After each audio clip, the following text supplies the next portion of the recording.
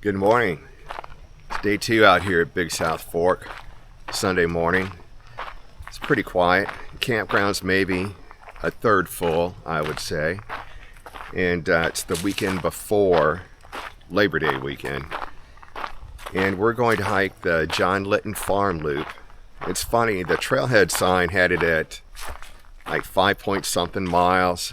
The brochure has it at 6.3 and the map has it at a little bit more than that. So we're going to say this is about 6 miles. You would think, since it's the Park Service, it would be consistent, but I don't know. So we're going to return on one of the gravel roads that runs through the park. Will be the back end of this loop, the Duncan Hollow Road. Kind of looking forward to seeing what that looks like.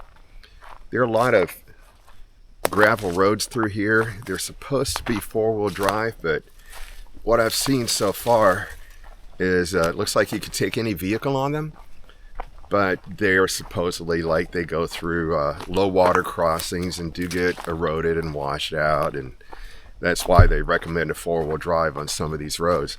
And they're all open to equestrian and mountain biking too, which is pretty cool. So they're all multi-use trails. I'm looking forward to seeing one of the historic farms here in the park. Sorry, spider webs. And seeing what this trail's like. The trailhead is right at the campground. Couldn't get any easier than that.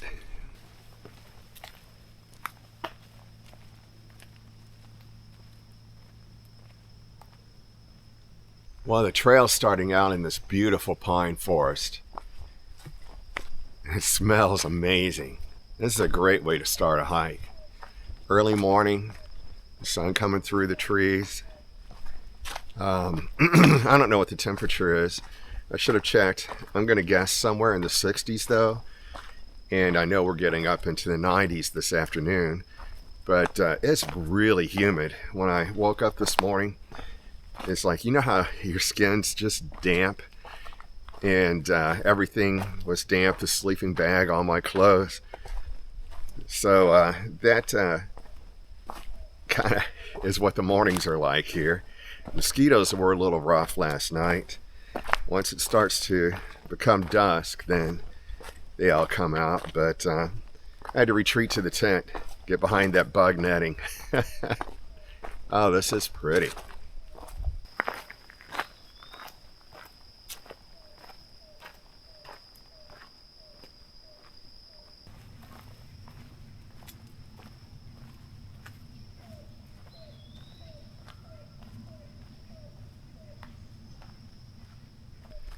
So far, this trail is really reminding me of the Smokies, a mixed hardwood pine forest, and the way it just feels and smells.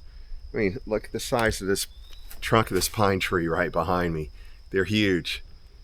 It's beautiful out here.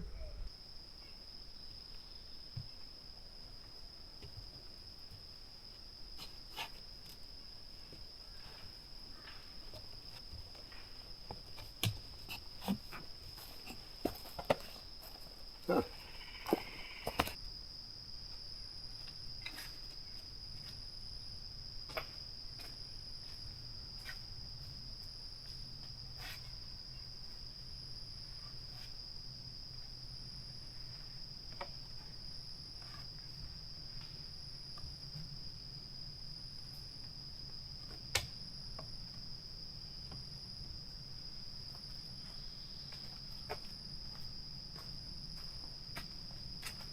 Wow, this trail is a lot of fun. I didn't know that it had all this.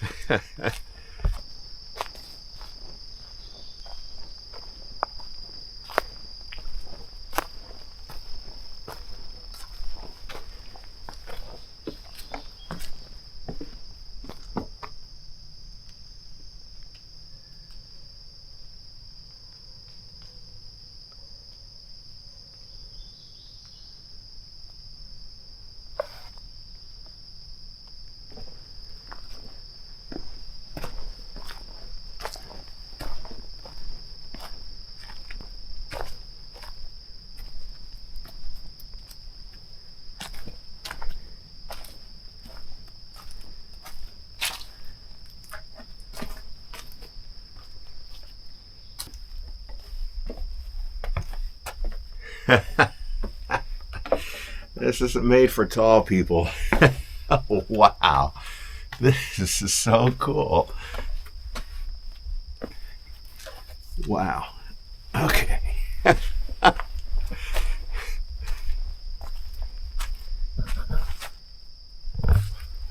Oh, this is a blast. Wow, that's huge.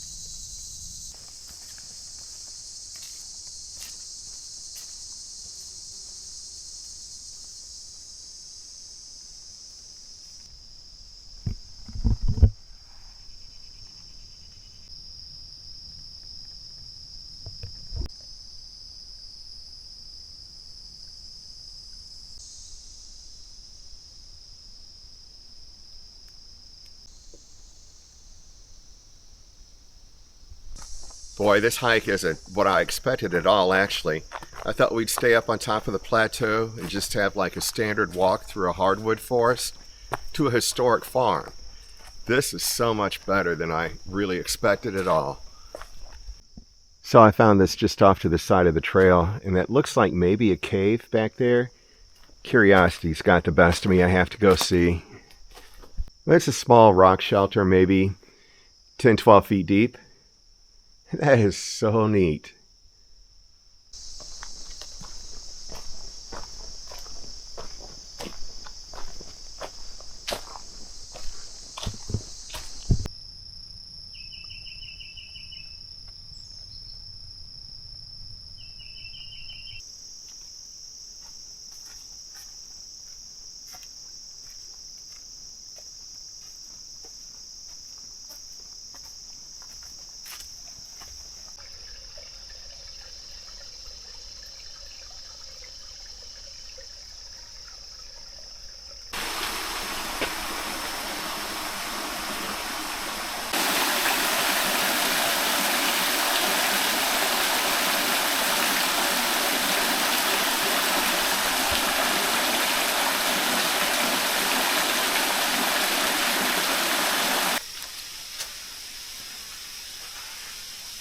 Well, this would be a nice place to camp, just above the falls. For me, it looks like a nice place to take a break.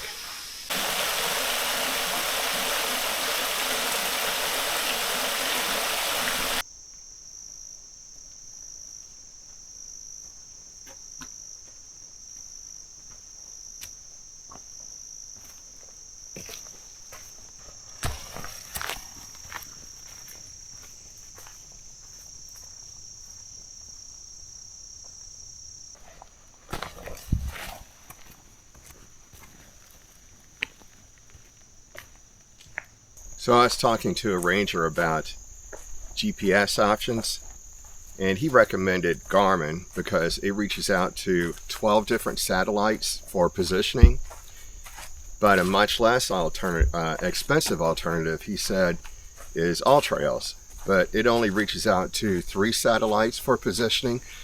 So with Garmin, he said, when you're in these gorges, you're pretty much getting an accurate reading of where you are, and even your elevation, ups and downs, and to get an accurate mileage count. He said with AllTrails, sometimes you'll get in a gorge and you'll zigzag all around and then come up and it just shows one straight line at the end of it because it mostly lost you in the middle. I don't know. Got to do some research when I get home though. But I can tell I'm the first one on the trail today. I'm walking through lots and lots of spider webs. So since it's Sunday, I expect the campground to be fairly empty when I return at the end of the day. A lot of families with young children and schools in, so they've got to get back home for that. But I have to be out of here by Thursday just because of the Labor Day weekend. And it's going to, Friday, probably start getting packed pretty early. So I'm going to enjoy this quiet week while I've got it.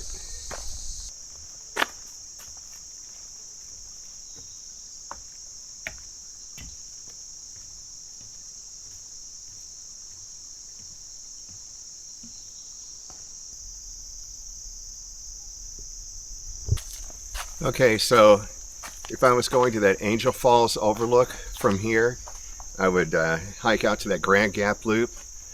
And just off that loop is a little spur trail to the overlook, but it's supposed to have a lot of overlooks on that trail too. And that would add another 9 miles, which makes it a 19-mile hike. It's tempting, but I've got so many other things I want to do. I'm probably going to have to do that on another trip, but boy, that's tempting. So we're less than a mile from the farm. I'm excited to see what it looks like.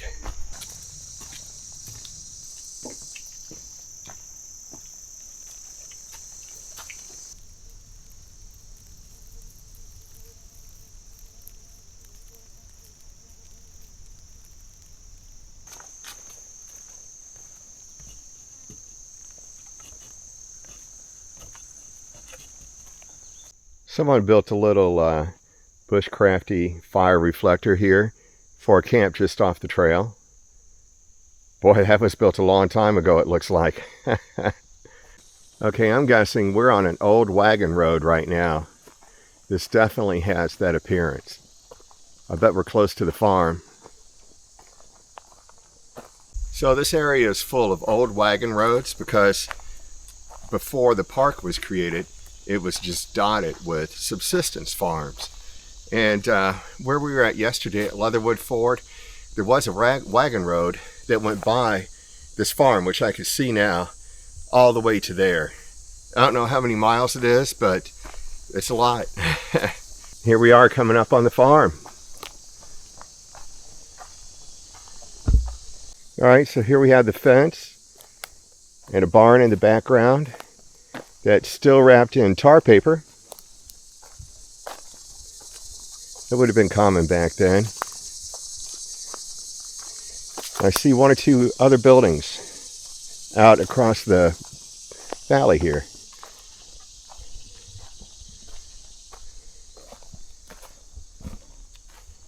Oh, we have a retention pond too, a stock pond over here. Wow, this was kind of a big spread right here.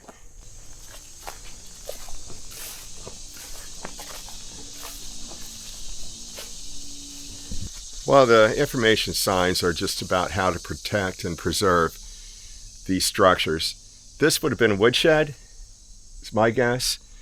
At least where I grew up out in the country in Tennessee, this is how we built ours. And we have the barn. I'm not seeing a house though. I'm going to look around.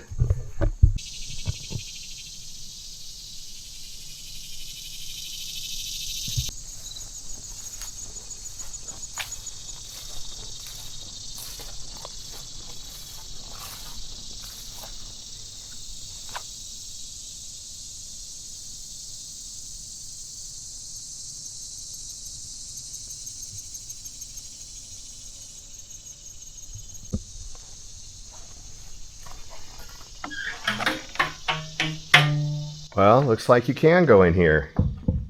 Nice. This is not a barn. This is the cabin. I didn't expect it to look like this. But we have windows. I'm going to set the tripod up so you can see me walk around and get a sense of proportion here. These are small doorways.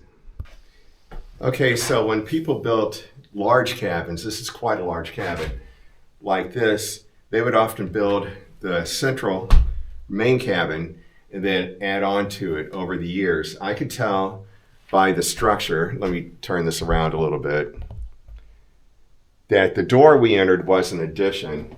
This is the original cabin. You can tell by the timbers. Those are really wide too. Those were some large trees. But here in this room, we have boards that have gone through a sawmill, and that's how this part was constructed. You can see these are a true 2-inch by 4-inch board, and you can see the kerf marks from the saws on these boards. And then you have a wider but more narrow board for the walls. Now here's a doorway. Rooms would have been quite small in these cabins into the old the original structure, with a really high roof. It probably had a loft. We'll go in there in a minute. I hope it's really dark. I hope this comes through. There would have been a wall here, and you can see what remains of the frame for the doorway.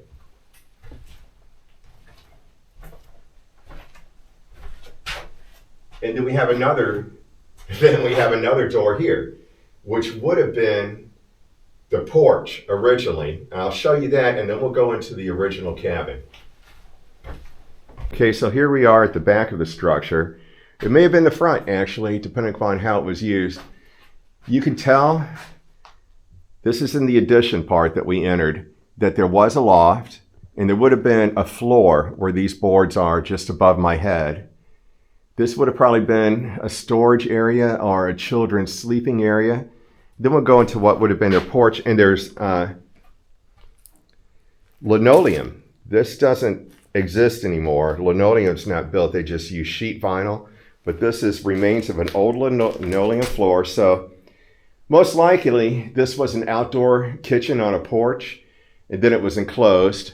So you can see the boards to the left with the window, and to the right you can see the logs for the original cabin, a hand-hewed cabin.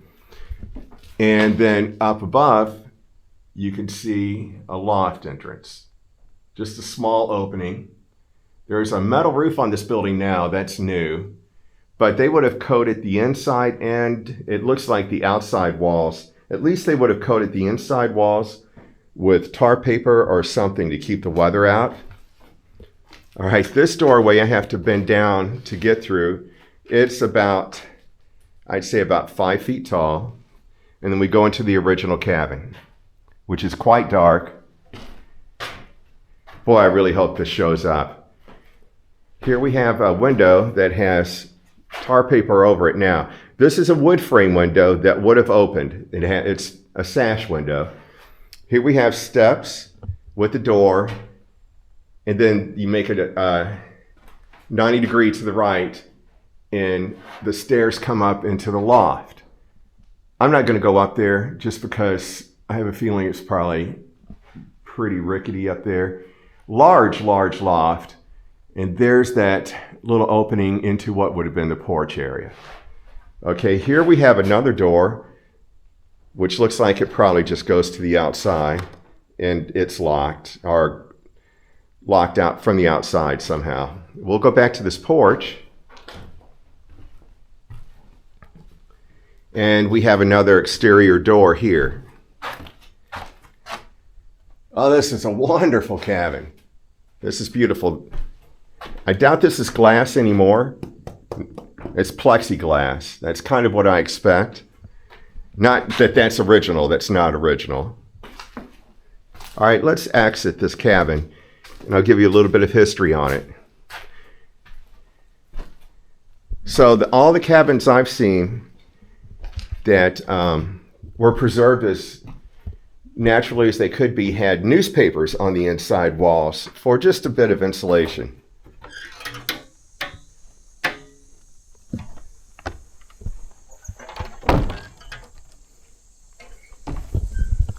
Here we have the stone piers and the step up. They did have electricity into there at one time. There's the insulator. That was not original from everything I've read about this cabin. I'll tell you in a minute. And I'm sure it would have been open underneath for ventilation that helps prevent rot. So that's an addition that somebody's done lately. Okay, so a subsistence farm is a farm where you bought the land with cash. You can't have any debt because you're barely making any money. And then you come out here and you hand hew the logs and build the cabin. Then later, you're going to establish, usually you would do the barn first if you have livestock, and then you do the cabin. And then later you'll establish a series of outbuildings, maybe like the woodshed. You've got to get a well somewhere unless you have a stream really close. You would probably build a hog pen. Hogs were really good money back then. They still are. And if you had enough graze, you would have cattle. So then what you did for money was you would sell those excess hogs and cows, produce, and if you had chickens, any excess eggs or meat, usually not much in the way of meat though from chickens. And you would sell that or trade it for what you needed. And it could be cloth to make clothing. It could be tools. I mean, just anything that you really cannot make here on the farm yourself, you've got to buy or trade. There would have been a store somewhere in the area, not close, I'm sure. And sometimes it would be a whole day just to get to the store for your area. And that's where you would buy and sell your goods. And you would meet with other farmers in the area for trading, or it could be a blacksmith and any type of person like that. I love the idea of these communities. Hard living, very hard living, but it's a simple life. Okay, so let's talk about the history of this cabin. It was built in 1901 by John Litton, and there was no electricity here. In fact, it was so remote that it was just off-grid living, what we would call off-grid living today. But later it was acquired by General Slavin, and General Slavin lost this place when the park acquired it in 1979. And in 1979 it still did not have electricity. So that one line that had been running there had been done after the park acquired the property. Okay, I see this retention pond. We're going to walk over the dam. I'll show you that, and then I see another outbuilding, and that's probably going to be the pond. Okay, so here we have an earthen dam. It's a natural place to build a dam as the gorge comes down into the valley, and here we have a retention pond. They generally called that because it was just used to retain water for livestock and household use. Or sometimes if you allowed the livestock access to the pond, then it was limited only to livestock because it would just be so filthy. It is really a pretty setting. So here we're on the trail around the perimeter of the place. Here's what I expected on the addition to the cabin. And I cannot, my grandfather used this. I cannot remember what it's called, but it's sheets of kind of like tar paper with colored like sand embedded in it, and it looks like brick. Let me show you the back side of this cabin. So here you can see that big patch of red with the window in it. Oh, and you can see the stone stack for what would have been a fireplace and a chimney, which doesn't exist inside the cabin anymore. That would have been along the outside edge of the original cabin.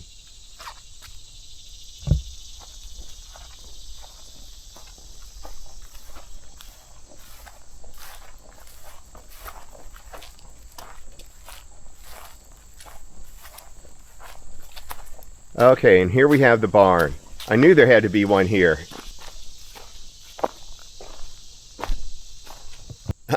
I'm going to do my best to show you, give you a perspective on these buildings. It's difficult to do when I don't have multiple lenses to get wide angle shots and all of that. But we're going to start at the base of the barn with the stone piers and the hand-hewed logs. And then we go up to the second level of the barn and we have sawmill boards. And then of course the Park Service put a metal roof on this too. I'm sure it was probably a shake roof originally. And here we have the barn from the side. There should be stalls, probably a corn crib or some kind of feed storage on the base. And then the upper level almost always was used for hay storage. Of course you would have had your wagon here too. It would have been stored out of the weather in the barn in the center of the barn. So this is why it's wide open. You could pull your wagon through. You could pull your farm implements through there. So he did hay out here. So he's got the old mow that he would haul behind horses, mules, bulls. It depends upon, you know, oxen, whatever you had to pull these. He would sit on this chair, which is not comfortable. I've actually been on one of these with the metal wheels, and it would just jar you all over the place. Then he would cut the grass out in the field, and then you would let that dry. As it's drying, you're going to have to come in and rake it into farrows by hand, and then you'll have to turn those until it's completely dry, and then you're going to toss it up on a wagon, and you're going to bring it back to the barn, and you're going to put it up. See, this was built into the hillside. So from the upper part, you can access the second level and get into that hayloft. So here we have the first stall. I hear people coming, so I'm going to be a little more quiet. The first stall with the feed trough. There would have been chinking in between the logs so that the weather was kept out. An old milk pail or some kind of bucket. Okay, so we have a series of 3 stalls on each side. Really pretty good sized stalls.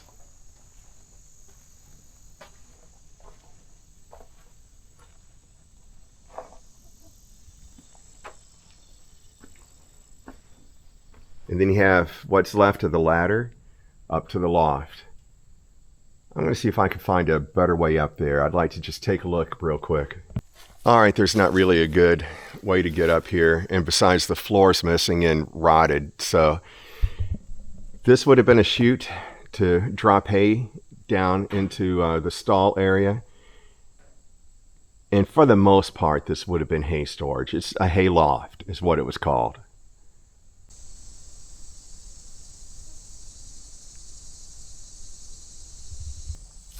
Okay, so we'll work our way around the farm, and this is the trail, 2.2 miles back to camp. I'm glad I met a local couple. Let me show you this. So I met a local couple that are backpacking, and they were coming around the other direction from what I went on this loop. And they came out of these weeds, which does not look like a trail to me at all. But you see this old wagon row behind me, and I thought, well, that's the trail. I would have totally missed this if I didn't meet them. So I got lucky. So far, I haven't noticed any ticks on me, but I could just feel the chiggers and ticks jumping on me right now. Actually, this is so nice compared to Missouri. I only had those 3 ticks yesterday, and that was it. And I think 2 chiggers, which is nothing compared to Missouri. Here's a little information about this place.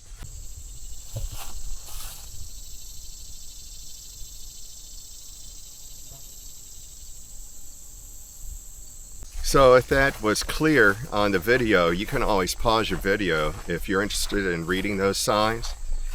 That was pretty much what I told you already, just with a little bit more information about how they lived on a subsistence farm.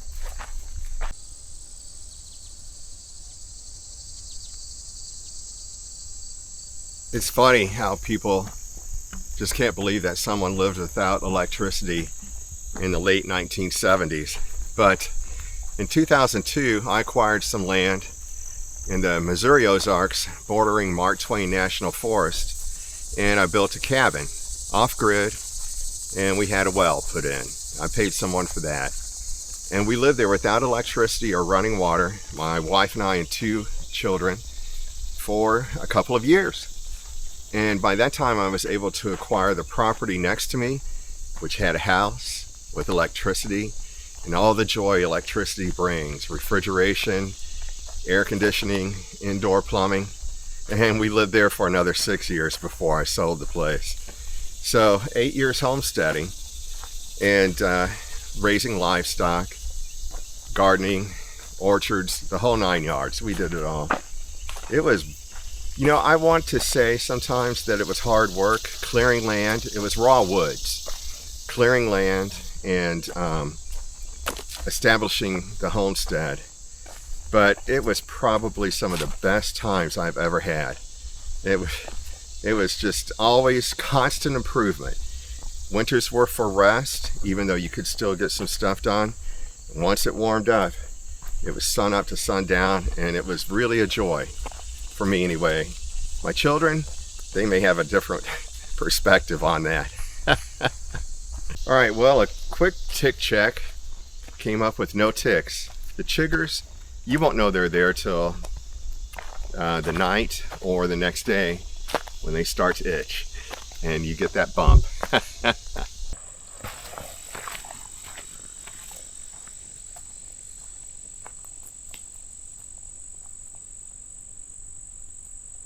You know, in this part of the country, in Missouri, I guess pretty much the whole, like wherever there's forest in the Midwest and East, you have a problem with feral pigs and wild hogs. They're not native, and they do destroy a forest over time. So there are 2 ways that they got into the woods.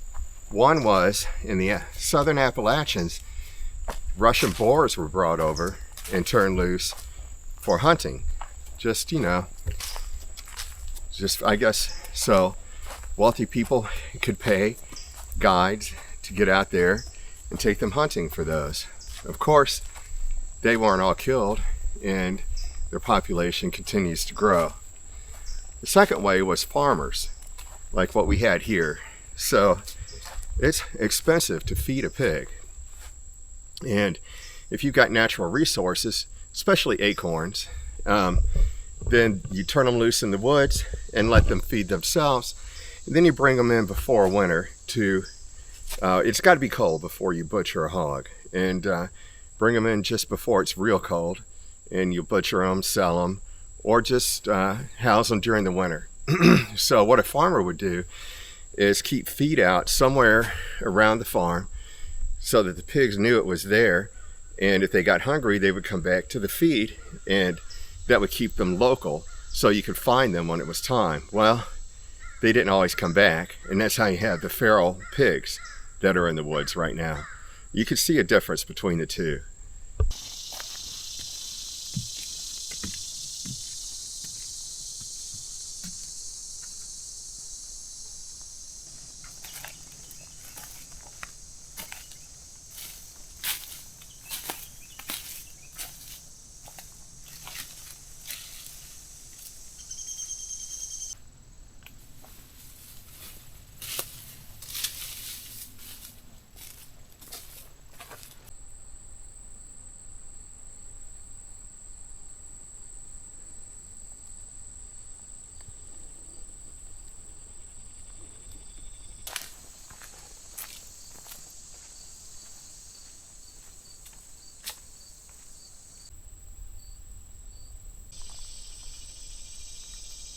All right, now begins our road walk back to camp. I pretty sure this is the same road that was at the Litton Farm, but I'm glad I went through the woods and the shade. On the road, you're pretty well exposed. I'd like to know what the story is about this field. It's huge. At least 10 acres, I would say. And that means it's got to be mowed, brush hogged, or something periodically. There are no trees. It's really neat though, full of goldenrod and a lot of other flowers.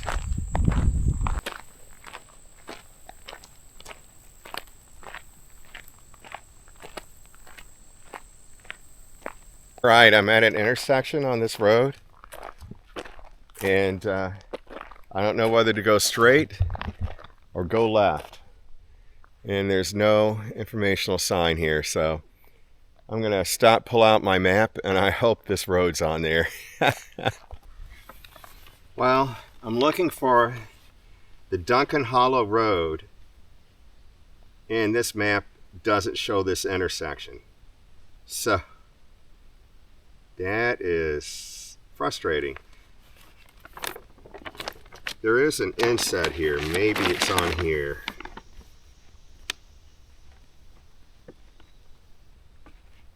Okay.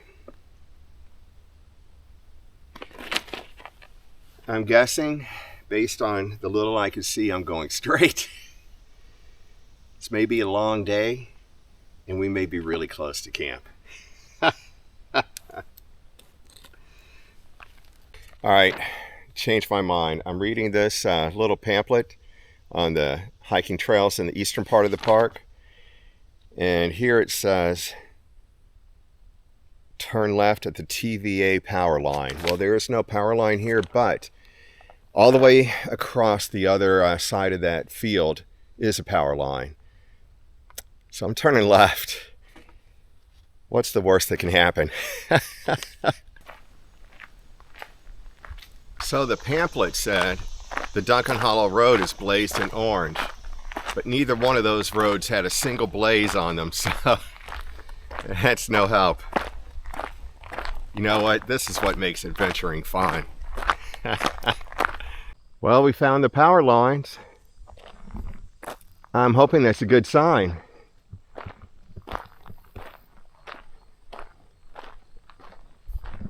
Oh man, I can see this road way in the distance. We're going to be full sun for quite a long time. I hope I'm going the right way. Well, there was a sign back there that explained why these fields are here. They're conducting a white pine breeding test, progeny test here. And you've got to have full sun for that. You can't do it in an old growth forest. So, that riddle's answered. All right. I just passed through a gate and into a shady spot that's kind of short, maybe 50, 60 feet, and then it's going to be back in full sun. And I thought maybe there's a chance these power lines are on the map, because I have a gut feeling I'm going the wrong way.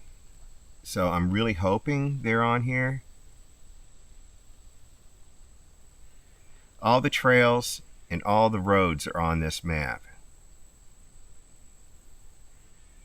Power lines are not. Let me look in this inset. Maybe there's a little more detail there. Which is just a little blow up of a small section of the park.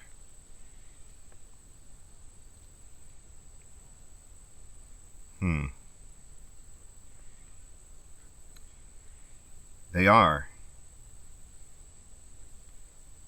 I am going the wrong way. Thank God I discovered it now, not that far out, maybe at the most a half mile, I'd say. I'm going to just verify if it's on this little map in this pamphlet too.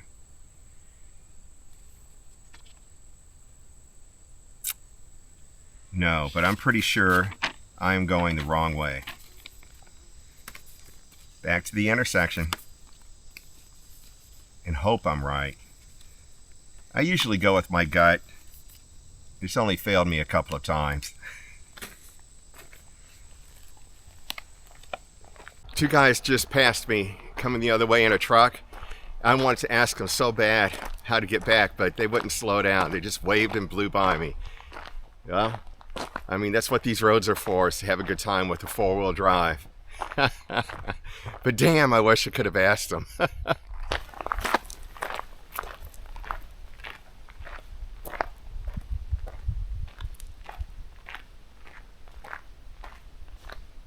Oh, look at this. What a wonderful sight. I have a sign, and I have the power lines, and I have another intersection where I can turn left. Yeah.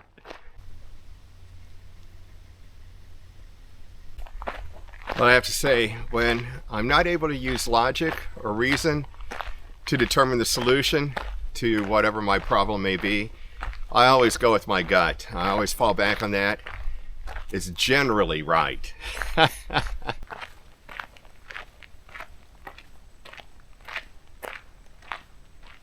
All right, so I'm beginning to realize that there is a whole lot in this park that is not marked. And I think it's just because they don't want people to go there. I know in talking to the rangers that in the interior of the park, the arches, gorges, and caves are not marked on any maps because they don't want people to know they're there. He wouldn't tell me why they don't want people to know they're there, just that they couldn't tell anybody where they are. But I believe I talked about this last night. They have an annual photo contest here, and some of the pictures of gorgeous, like rock gorges, natural shelters, and humongous cave entrances actually were in the winners of that photo contest from last year, but they wouldn't say where they were or what the names of them were. So I know they're out there, and I bet the locals do too.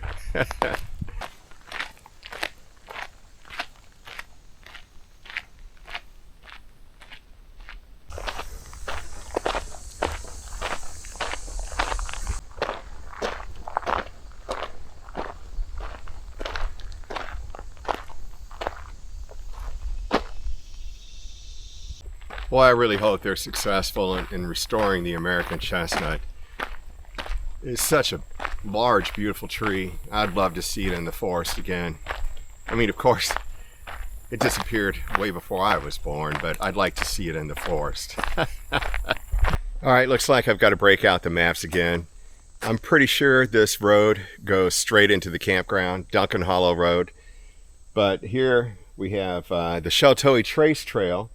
And there's a sign that says the Bandy Creek Trailhead is 1 mile. That is really washed out. And then we have a sign over here that just says horses are prohibited farther down the road with the Sheltowee Trace symbol on it as well. And now I want to see, I don't know anything about the Bandy Creek Trail, which obviously this isn't a part of. That's just a way through the woods to get to the trailhead, but now I'm curious. Okay, so this symbol for the Sheltowee Trace that looks like a turtle is for the Sheltowee Trace Trail. A little of, I think it's 354 miles right in that area. And Sheltowee is the name, I don't remember, the Cherokee, Shoshone, one of the local tribes gave to Daniel Boone, which is Big Turtle. That was what they called Daniel Boone. And I think that would be an awesome trail to hike someday. It starts at the southern end of this park, goes north. I believe it goes through Pickett and Daniel Boone Forest, Red River Gorge. I don't know what resupply is like. I bought a book on it at the Visitor Center, so I'm going to study it. But that sounds like a fantastic future trip for me. Well, the Bandy Creek Loop is just a short trail, just over 1 mile, that goes around the Visitor Center and the horse stables and a pond, which is kind of opposite the main road from where the campground is. So that 1 mile spur trail up to the Bandy Creek Trail skirts around the campground, where the Duncan Hollow Road terminates directly in the middle of the campground, maybe within half mile of my campsite. So I'm staying on the road. It's about time for something to eat. I need to refill my water bottles and then head out to the next trail. So it's kind of funny, I'm able to text my wife from the campsite. It's not very good, the bandwidth's pretty in and out, but the Visitor Center does have a Wi-Fi network that I can attach to, because there's no cell service there. And I was texting my wife last night about this dilemma I'm facing. And I guess I've realized it for a long period of time, but it just finally settled in yesterday, is that camping is boring. And when you're backpacking, camping's boring too. But when I'm backpacking, most of the time I can hike all day till just before dark, when there's dispersed camping and I don't have to camp at a designated area. And then that way I have very little time in camp. Get up in the morning, break camp and go. And I like that. But like here with car camping, when I've got several hours to kill before it's dark and I can go to sleep, and there's people making noise and all of that stuff, it's just like, well, you can read but for how long? And it's just dull. So, but I love hiking. I just, it's just like my favorite thing to do. And exploring new areas is so much fun. So it's kind of a dilemma, because you really can't do one without the other. Oh well, I'll figure it out. All I need to do is find out a way to make camping less boring. And I have to admit, I really didn't plan for it on this trip. I've got, I could have brought a cooler, I guess, with some beer or some cigars, or, something more interesting to read than park literature. Yeah, so and I didn't even bring my chair this time, so I've got no back support at the picnic table. Oh well, I'll figure it out. Okay, so the trailhead began and ended at where the pool is here in the campground at the bottom of the hill, and it's a little over, I just took a look at a map, a little over a half mile up this hill to where I'm camped at, and I've only seen one campsite with occupants in it. I'm almost to my campsite. This place is a ghost town. This is really weird, but that means if I want to extend my stay, well, no, I'm not. I'm going to go to the northern end of the park in Kentucky for the last couple of days. There's so much to do up there too, but it's so weird to go from dogs, kids, and people all over the place, bicycles and noise, to this kind of quiet. All right, back at camp. For some reason, I really haven't been hungry. I lost my appetite 4 days ago, and so I've had to make myself eat, but it's barely been anything. No idea why. Finally, after that hike this morning, it's 1:30 now, so that actually took a lot longer than I expected it to. But when you're filming, it really slows you down. But finally, I'm starting to get hungry, so it's breakfast for lunch. I'm going to have a couple of maple brown sugar oatmeals. Something sweet sounds really good right now. All right, lunch is finished. I'm about packed up, and I'm heading out for the Oscar Blevins Farm loop. It's a rated easy 3.6 mile loop, and it says a section of this loop along Bandy Creek was part of the original very sandy Get Your Wagon Stuck road to Leatherwood Ford. The loop features an old log cabin where Oscar was born in 1915, mule shoe, rock shelter, bluffs, old fields, and a wet weather waterfall, which totally is going to be dry today. So I just went to refill my water bottles at the spigot next to my camp, and it's totally covered in yellow jackets. I didn't realize it till I turned the water on and they started swarming around. So that's out. So I think there's a sink you could do dishes in, like a double bowl stainless steel sink at the restroom house, whatever they call it, bathhouse, whatever they call it. And I'm going to refill those and drive to the trail. And what's really funny about this trail is if I drove farther down the road, I could park right on the edge of the farm and skip the whole trail, but I want to see the rock shelter and the bluffs and all of that, and I want something to do this afternoon, obviously, so we'll do the hike. Okay, here's an example of nothing matching up in mileage here. This is going to be 4 miles, but in their pamphlet from the visitor center, it's 3.6, so it just cracks me up. And here we are. We're going to do this to the farm. There's the road entrance. And then it looks like it could be an out and back, or it looks like we could run down here, back up that way. Well, that's going to be interesting. It looks like It's either an out and back on one trail, or I have to use multiple trails to get back, 3 different trails. We'll see what this hike brings. And this is the one we did this morning. There's the waterfall, and there was the farm. And then all those roads.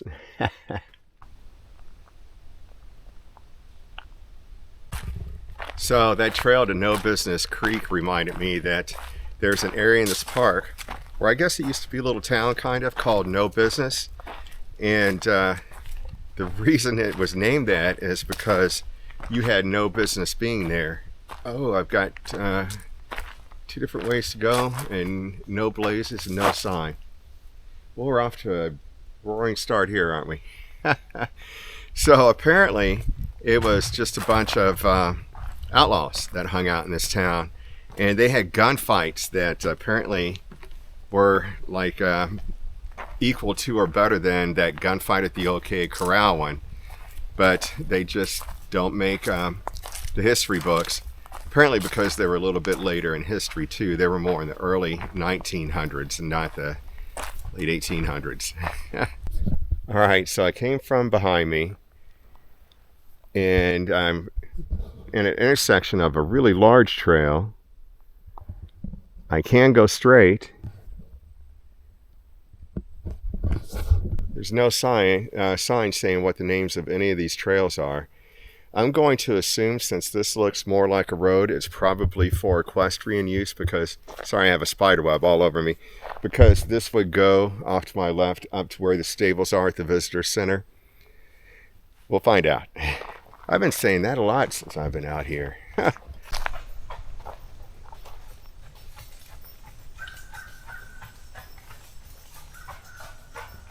All right, I'm glad to see the sign. So this must be like a lollipop hike, and here's the beginning of the loop. I'm going left. That's because that's the one that's 2 or 3 different trails. And come back from the right, which is on the map, the Blevins Farm Loop Trail. All right, man, I'm covered in spider webs, which means I'm the first one on the trail for the day today. And it's got to be, I'd say, at least 2:30. So I'm thinking that maybe they're really, the only people I've seen on the trail were at the actual John Litton Farm. And it was a couple that were backpacking. I didn't ask them where they were going, but they had pretty good packs. They could be out for multiple days, pretty big size, with a lot of gear. So I'm thinking these small trails, there's been nobody on any of them today, maybe because it's a Sunday. And it's fine with me. I like being the only one on the trail.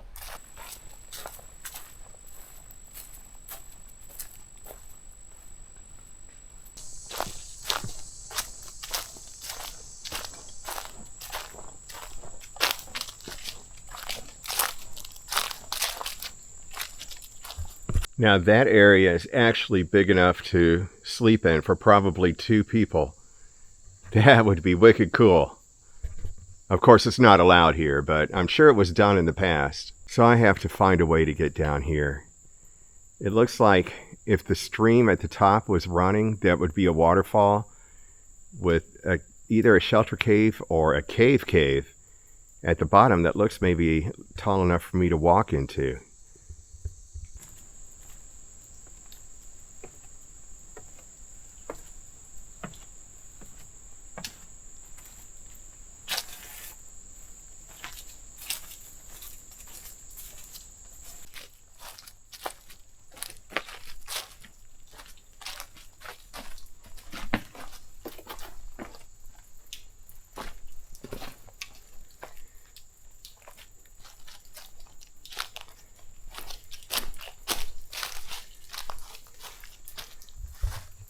All right, so we just have just a trickle of water.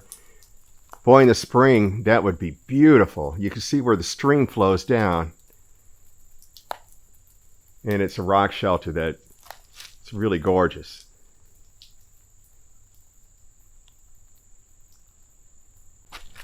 Well, there's the Wetwater waterfall they were talking about, I'm sure. All right, let's get out of here. Wow, this is a really long, beautiful bluff.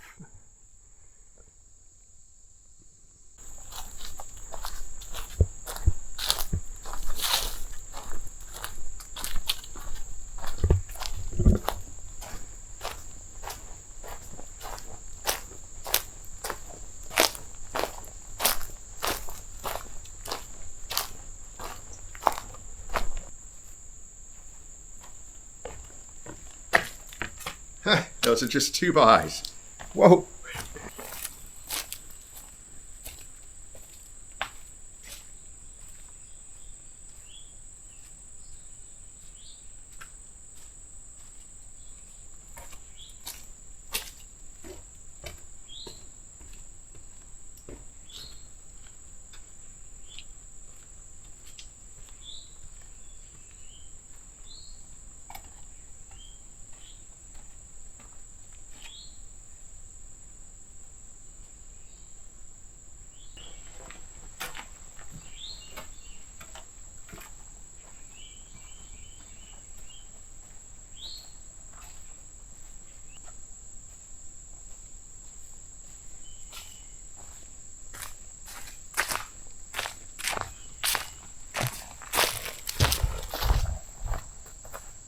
All right, no sign. I've got a split in the trail.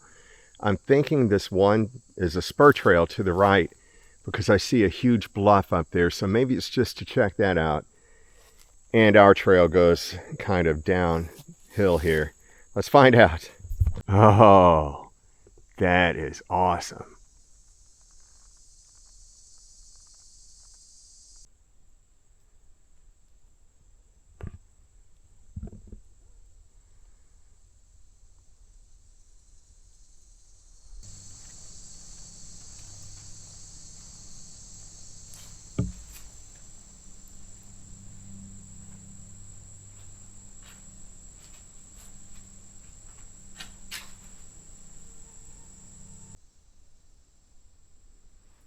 Well, it may be a rock shelter, but I certainly understand why the locals call these caves.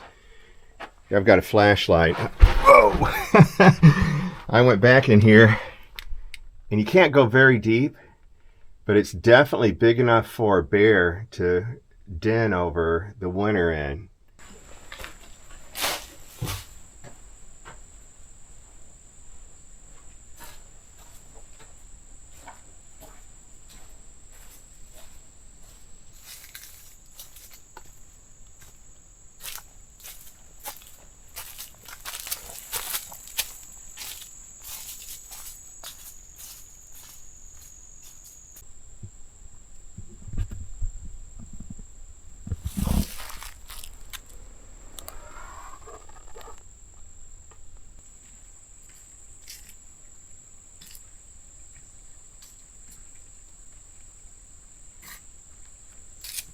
I wonder if this is Bandy Creek. It's pretty. Yep, it's Bandy Creek. Our trail on the left paralleled this old wagon road for a bit. Now we're headed this way. So I'm sure this is the wagon road, was the wagon road that went to the farm. Or probably past the farm. It's probably a general use road for the area. And it is sandy.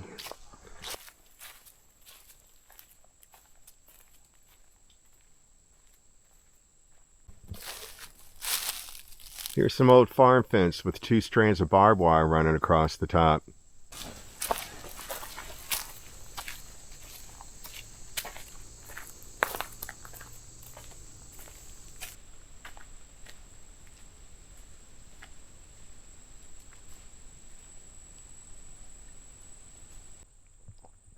Well, looks like I'm going with my gut again. Let's see, the one to the right is mountain biking, the one to the left is hiking, and it says hiking only. Gut says go left.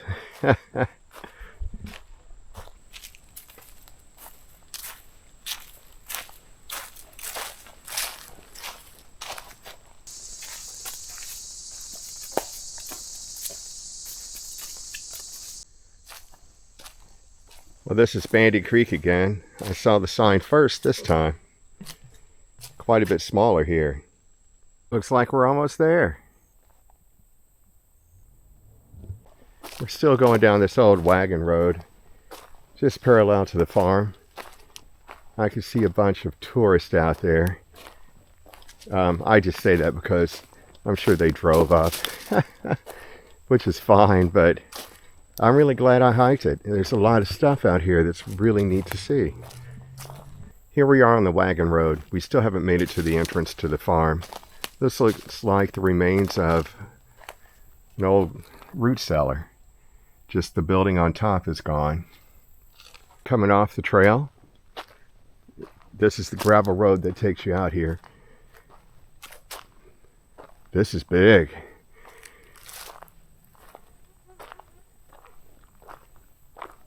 Gravel road looks good. I think you could drive it in any car.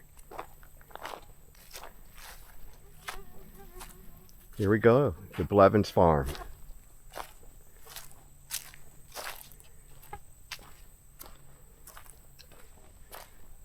This house has those asphalt shingles that look like brick on the walls. Standard shingle roof. Nice picket fence around it. I cannot believe I forgot the name of this structure, or this fence structure that goes around the perimeter of the farm. I built that. You have to split logs and stack them up. I cannot think of the name of that style of fence. That's going to bug me all day now. You cannot get into this house. It's got 2 chimneys. So they had 2 fireplaces. Hopefully they had an outdoor kitchen. That would be rough to cook indoors in the summer. Now I'll show you the informational sign.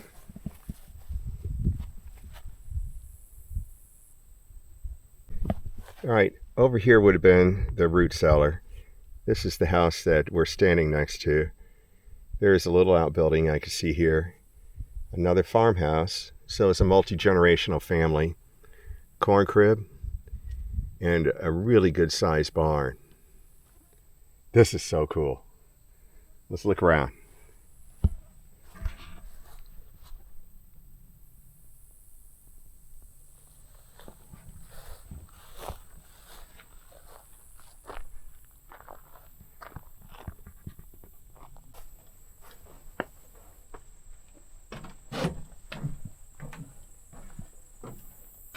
I'd like to look in the house.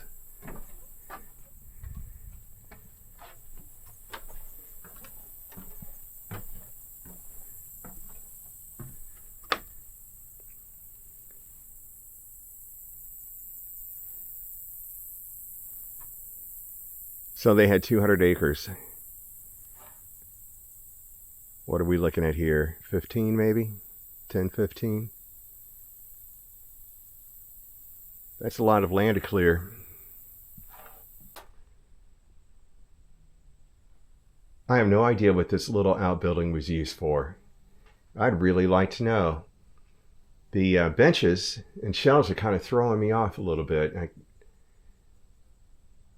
Storage, I'd imagine, for something.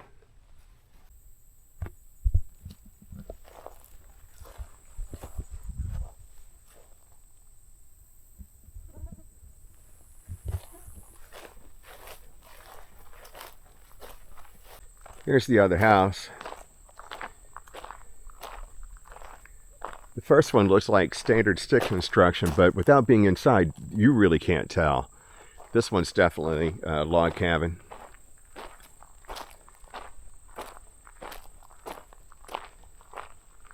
Nice barn. It's still got hay in it. There are a couple of horse trailers out here. I'm not sure what the park might be using this for. So this has an addition. You can see the right half would have been the original structure because those logs go all the way to the roof. And on the left half, you have the logs for about the first 2/3. Then you've got boards on top of that. That was a small cabin originally. Still not that large, but big enough. This is the corn crib.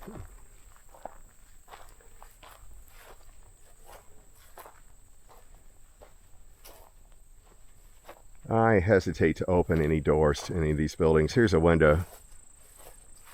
Oh, they're just using it for storage.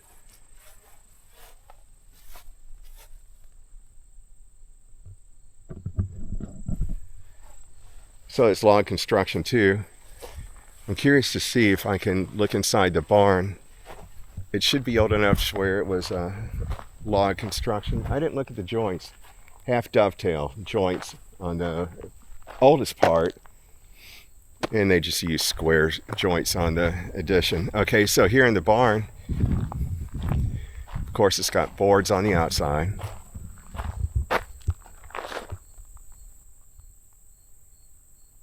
Got a hay rail on the top, so you would be able to pull your hay from the wagon in the front of the barn up into the loft on this rail system. Way easier that way. Yeah, it's locked. See if we can see anything.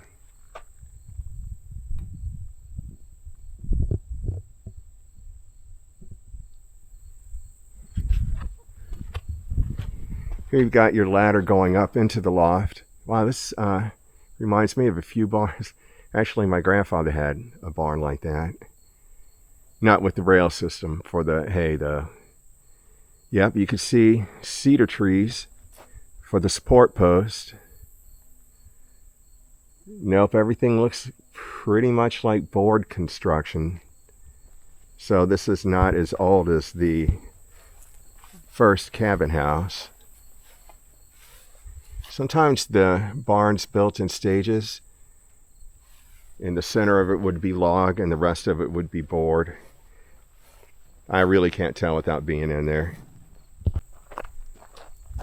What a beautiful barn, huh? I love this barn. You can store wagons on the sides or in the middle and have stalls, usually on the sides with wagon storage in the middle, but it could go any way you want it to go. Gorgeous fields. Really old, beautiful walnut trees here. Oh, now this is a gorgeous farmstead right here. Of course, you got your hitching posts, horses, mules, maybe a pony for the kids. Half dovetail joints on the corn crib too. Love these walnut trees. Would have been a source of income as well. You know, this isn't that far from the visitor center. They should put some cows out in these fields or horses. This is probably one of the prettiest farms I've ever seen. Can you tell it's speaking my language? All right, so we're going to go back to the trail. So here's your truck gate, and then the little gate in front of the house that we came through. Okay, we came from the right, and now we'll go back to the left. 1.6 miles, probably parallel that gravel road.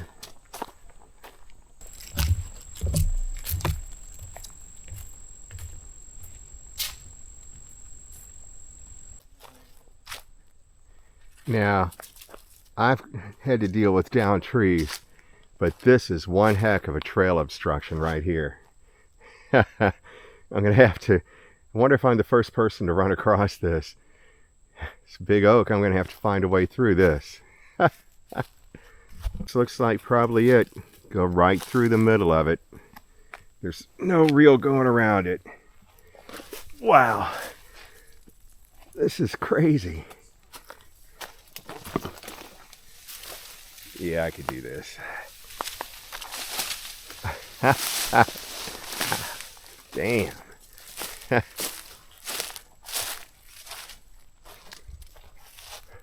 That is something.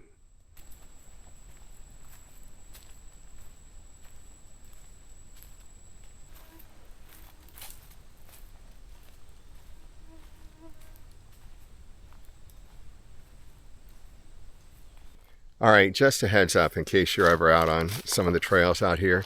At the intersections, there are never signs indicating which trail is which. So I came from over here. I'm standing in the middle of the intersection. We have this large trail here. It looks like an old wagon road. You can see that it's got the hiking and mountain biking symbol on it.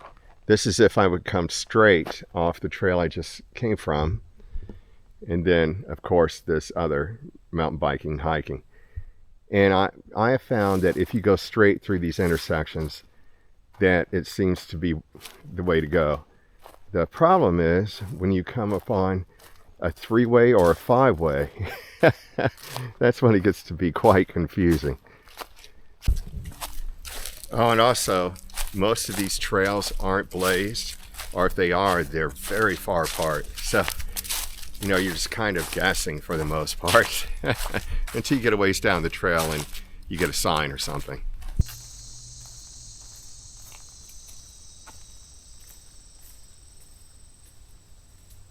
Hi. Okay, so I'm back.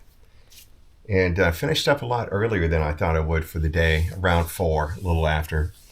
And I'm at the bathhouse right now, and I'm charging a power bank.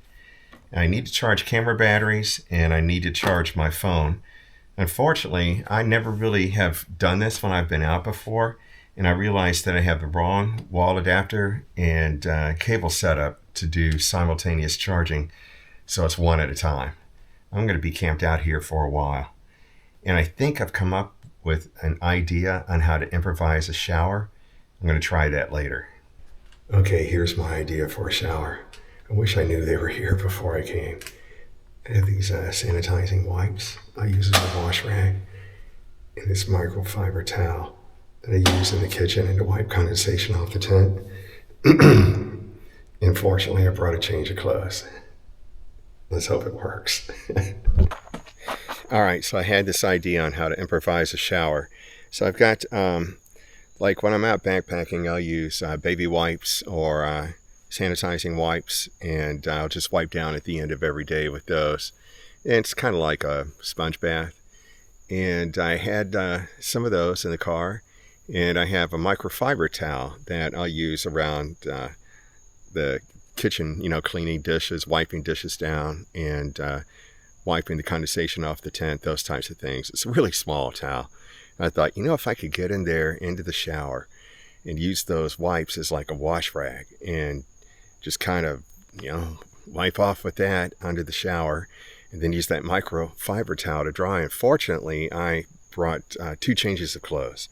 This is my first change. And then I did it. It was a success. It was awesome. I feel like a new man. This is is energizing, and it's awesome to feel clean after 4 days of sweat. And, you know, it's just nasty, to be honest with you. I was funky, but I'm good now. Boy, I sure took over this picnic table. So all my family's gathered together tonight at my house for my grandson's birthday dinner. He turns 14, and he likes Chinese food, so that's what they're having for dinner. So in honor of my grandson's birthday, that's my wife, I'm having pork pad thai. Happy birthday, Tian. So I just spoke to this kind of family group, 3 generations, maybe a dozen people. They have the 2 campsites at the end of the road, and they're leaving. They rented those campsites just to have the day here as their like last day in the park, which leaves me as the only one here in the campground. I don't know how many sites there are. I think there are over 100 though, if you count. So there could be RVs here. I'm not sure about that, but in the tent side, they're all packing up to leave now, and I'm going to be it. That is really weird. We went from being so crowded last night to just me. What a strange feeling. This is so wild. Here's the turnaround at the end of the road. Completely empty. All the sites down there empty. Of course, here's my little site right here. My little tent. And all of these sites are empty. All the way down to the entrance to the campground. Here's the bathhouse. Man, being the only one on a trail feels a little bit lonely sometimes, a little strange. But being the only one in a big campground like this, that is really a unique feeling I've never experienced before. All right, so I'm going to finish charging batteries and read a little bit. Then we're about an hour away from dark, I'd say. So pretty soon after that, I'll be hitting the sack. See you tomorrow.